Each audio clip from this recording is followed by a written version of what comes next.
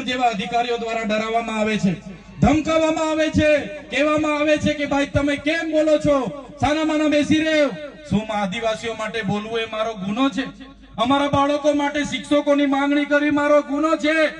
અમારા યુવાનો માટે પોસ્ટ મેટ્રિક શિષ્યવૃત્તિની માંગ કરીએ એ અમારો ગુનો છે? અમારા લોકો જંગલ જમીન ખેડે એના માટે અમે સનદની માંગણી કરીએ, શું અમારો ગુનો છે? અમારા લોકોની જમીનો રોડમાં જાય એના માટે લડીએ, અમારો ગુનો છે? અમારા છોકરાઓને કંપનીઓમાં હેરાનગતિ થાય એના માટે લડીએ, એના માટે શું ગુનો છે? ત્યારે સાથીઓ, આ સરકારની નીતિઓ તમે જોઈ લો. તમારા આશીર્વાદથી હું 80 દિવસ બાદ માંડ છૂટીને બહાર આવ્યો. અને બહાર આવ્યો, મારા સ્નેહલભાઈ, મારા દેવાભાઈ, મારા દયારામભાઈએ કીધું, ચૈતરભાઈ તમારા જામીન અમે જેમ તેમ કરીને કરાવી લીધા છે, પણ તમારે ડેડિયાપાડામાં પ્રવેશ નથી કરવાનો. હવે તમે વિચાર કરો, ડેડિયાપાડાની જનતાએ 1 લાખથી પણ વધારે મત આપીને મને ધારાસભ્ય બનાવ્યો. ડેડિયાપાડામાં મારું કાર્યાલય છે, ડેડિયાપાડામાં મારું ગામ છે, મારું ઘર છે, મારો પરિવાર છે. પણ આ ભારતીય જનતા પાર્ટીના નેતાઓ, આ ભારતીય જનતા પાર્ટીની પોલીસ આજે મારા ડેડિયાપાડા મત વિસ્તારમાં મને જવા નથી દેતી. હું ડેડિયાપાડા મત વિસ્તારમાં પગ મૂકું એટલે મારે ફરી વડોદરા જેલમાં જવું પડે. પણ એ લોકો કહેવા માંગે છે હું રાજપીપળા રહીને લોકોના કામ કરું. ત્યારે અમારા સાંસદ મને ધમકી આપે કે આ ભાઈને આદિવાસી વિસ્તારમાંથી કાઢી મૂકો, આ ભાઈને ગુજરાતની બહાર તડીપાર કરો.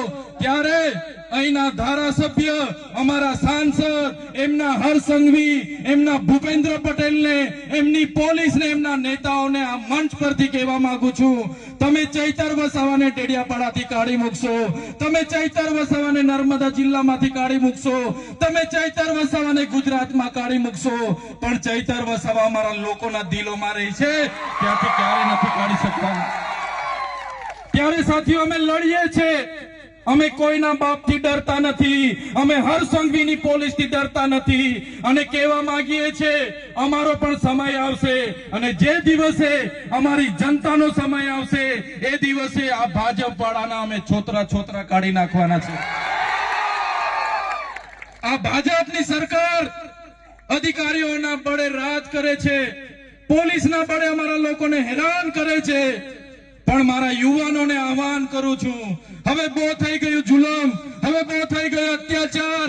આમ આદમી પાર્ટી અને ચૈતર વસાવા તમને નેતૃત્વ પૂરું પાડવા માટે આવ્યા છે. તૈયાર થઈ જાઓ, તાલુકા પંચાયત લડો, જિલ્લા પંચાયત લડો, આવનારી વિધાનસભા લડો, અને વિધાનસભામાં પહોંચીને બાબા સાહેબના સંવિધાનની વાત કરો અને આદિવાસીઓના અધિકારની વાત કરો.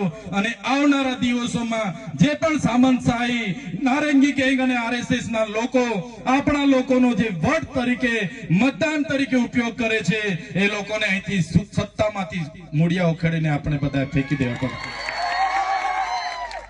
સાથીઓ, બાબા સાહેબે કીધું છે, જે બાબા સાહેબે સંવિધાન બનાવ્યું એમને પણ પોતાની નીચી જાતિના લીધે ભણવા દેવામાં ના આવ્યા, એમને સ્કૂલની બહાર કાઢી મૂકવામાં આવતા. એ પોતાની માતાને પૂછતા, માં મને કેમ ભણવા દેવામાં નથી આવતા, શિક્ષણનો અધિકાર મારો પણ છે. ત્યારે એમના માતા કહેતા, બેટા આપણે નીચી જાતિમાં આવીએ છીએ, અને નીચી જાતિમાં આવીએ એટલે આપણે ભણવાનો અધિકાર નથી, શૂદ્રોને બોલવાનો અધિકાર નથી. ત્યારે બાબા સાહેબે નિશ્ચય કર્યો, 32 જેટલી ડિગ્રીઓ દેશ અને વિદેશમાં ભણીને લાવ્યા, 4 PhD ની ડિગ્રીઓ લાવ્યા. અને બાબા સાહેબે ત્યારે જે નિશ્ચય કર્યો હતો, જે પુસ્તક, જે મનુસ્મૃતિ અમારા લોકોને ભણવાનો અધિકાર નથી આપતી, એ મનુસ્મૃતિમાં અમારી મહિલાઓને અધિકારો નથી, આદિવાસીઓને અધિકારો નથી, દલિતોને અધિકારો નથી.